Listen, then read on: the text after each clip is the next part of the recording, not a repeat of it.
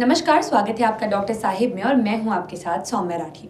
Doctor Sahib के आज के एपिसोड में हम ये जानने वाले हैं कि क्या नसों में ब्लड क्लॉट होने की वजह से कोई नर्व डैमेज हो सकता है और अगर ऐसा है तो इसकी पहचान कैसे की जा सकती है। और ये सब कुछ बताने के लिए इस वक्त मेरे साथ बैठे हैं डॉक्टर योगेश कुमार, जो कि बिहार के सबसे जाने माने मस्तिष्क से जुड़े रोगों के विशेषज्ञ हैं। सबसे पहले डॉक्टर साहब नमस्कार, बहुत बहुत स्वागत है आपका। नमस्कार डॉक्टर साहब, क्या नस में खून जमने की वजह से, ब्लड क्लॉट होने की वजह से नर्व डैमेज हो सकता है? बिल्कुल हो सकता है, क्योंकि जैसा बॉडी की संरचना है, हर ऑर्गन को, इवन एक एक सिंगल फाइबर बॉडी को ब्लड सप्लाई चाहिए, उसको ऑक्सीजन चाहिए, उसको न्यूट्रिएंट ग्लूकोज चाहिए। और वो कहाँ से आएगा? वो आएगा आपके ब्लड वेसल्स के थ्रू, ब्लड के थ्रू। तो जब भी आपके ब्लड में क्लॉट बनता है, चाहे कारण उसका जो भी हो, चाहे वो हाइपरटेंशन, डायबिटीज़, कोलेस्ट्रॉल बढ़ जाना, dyslipidemia, sedentary lifestyle, certain deficiency, nutrients deficiency, certain genetic predisposition, अगर इन सब की वजह से वहाँ पे बनता है।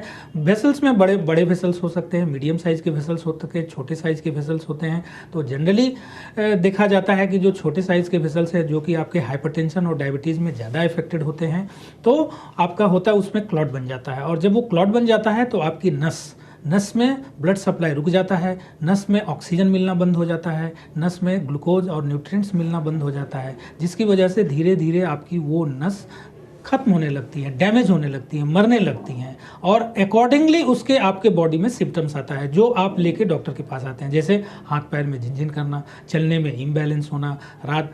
और जनरली देखा जाता है कि जो इसको न्यूरोपैथी बोलते हैं, और न्यूरोपैथी की वजह से क्या होता है, हाथ में सुई जैसा चुभना। और ये जनरली देखा जाता है कि रात के टाइम में ये ज़्यादा होता है। रात में जब आप बिल्कुल शांत अकेले होते हैं, जब मसल्स को और ये नर्व्स को आपको सप्लाई प्रॉपरली नहीं मिलता है ब्लड का, ऑक्सीजन और ग्लूकोज का, तो आप देखेंगे कि ये आपको एक पेन देता है। कभी कभी किसी लोग बोलते हैं बर्निंग सेंसेशन होता है, कोई लोग बोलते हैं कि सुई की तरह चुभता है, कोई लोग बोलते हैं हल्का मीठा मीठा दर्द होता है, कोई लोग बोलते हैं कि मसल अकड़ जाती है। तो ये सारी प्रॉब्लम्स धीरे धीरे, और ये कहीं भी हो सकता है। आप जनरली ये पैर से शुरू होता है, फिर ये हाथ में आता है, लेकिन ये अलग तरीके से भी हो सकता है। तो ये मल्टीपल मेटाबॉलिक डिसऑर्डर की वजह से हो सकता है, डायबिटीज़ की वजह से हो सकता है, और भी बहुत सारी बीमारियां हैं। लेकिन जब भी आपको इस तरह के प्रॉब्लम्स आती हैं, तो जब आप डॉक्टर के पास आते हो, हमारे पास होते हैं, तो कुछ कुछ अलग अलग तरह की जांच होती है। सबसे पहले तो हम आप लोग का मेटाबॉलिक स्क्रीन करते हैं, जो जनरल ब्लड टेस्ट करते हैं। फिर आपकी कुछ नस की भी जांच करते हैं, जिसे नर्व कंडक्शन स्टडीज़ बोला जाता है। और उसमें हम देखते हैं कि आपके बॉडी में जनरली कौन कौन से नस आपकी डैमेज हो रहे हैं, और डैमेज के अलग अलग प्रकार हैं, क्योंकि नस में अलग अलग लेयर्स होती हैं। जैसे आपके घर के दीवार में अलग अलग लेयर्स होती हैं, उसी तरह नस में लेयर्स होती हैं। और वो जाँच से हमको पता चलता है कि ये किस तरह, बोला जाता है कि वो एक्सोनल हो सकता है, वो डीमाइलिनेटिंग हो सकता है।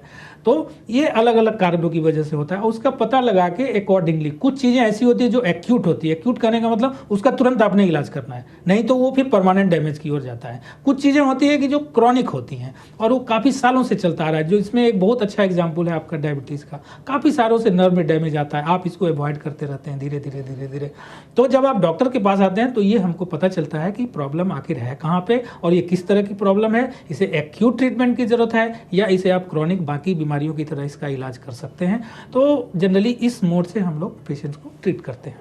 जी डॉक्टर साहब, अभी आपने बहुत सारे लक्षण बताए, पैरों में झंझनाहट होती है, कमजोरी होने लगती है, लेकिन क्या कोई ऐसे अलार्मिंग साइंस है जो देखते ही पेशेंट को डॉक्टर से मिलना चाहिए? यस, डेफिनेटली ये बहुत ही अलार्मिंग साइन है। अगर आपकी और एज के हिसाब से, आजकल तो इवन बहुत कम एज में लोगों को आता है। बहुत सारे मेरे पास ऐसे पेशेंट्स आते हैं जो आते यही हैं 35 साल, 34 साल, 32 साल, 40 साल, 42 साल, कि हमारे पैर में जलन हो रही है।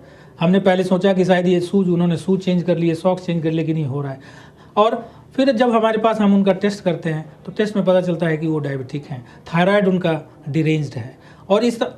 और कुछ केसेस में ऐसा देखा जाता है कि पहले वो जलन से शुरू हुआ और धीरे धीरे पता चला उनके हाथ पैर में वीकनेस आ गया, अब वो पैर नहीं उठ रहा। तो इस तरह के भी केसेस आते हैं। तो जैसे ही आपको लगे इनिशियली, अगर आप 1-2 हफ्ता आप जो अपना घर पे देखते हो करते हो, अगर उससे आपको आराम नहीं मिल रहा या आपको कुछ ज़्यादा डाउट होता है, तो डेफिनेटली आप फर्स्ट इंस्टेंस में ही डॉक्टर के पास आए, क्योंकि जितना अर्ली हम डायग्नोज कर लेंगे उतना अच्छा इलाज कर पाएंगे।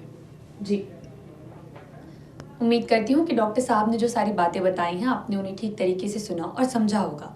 इसी के साथ बहुत जल्द मुलाकात होगी डॉक्टर साहब के अगले एपिसोड में। तब तक के लिए अगर वीडियो को फेसबुक पर देख रहे हैं तो पेज को लाइक करें, यूट्यूब पर देख रहे हैं तो चैनल को सब्सक्राइब करें। कमेंट सेक्शन या मेल बॉक्स के माध्यम से आप बता सकते हैं कि डॉक्टर साहिब से आपके और क्या सवाल हैं। धन्यवाद।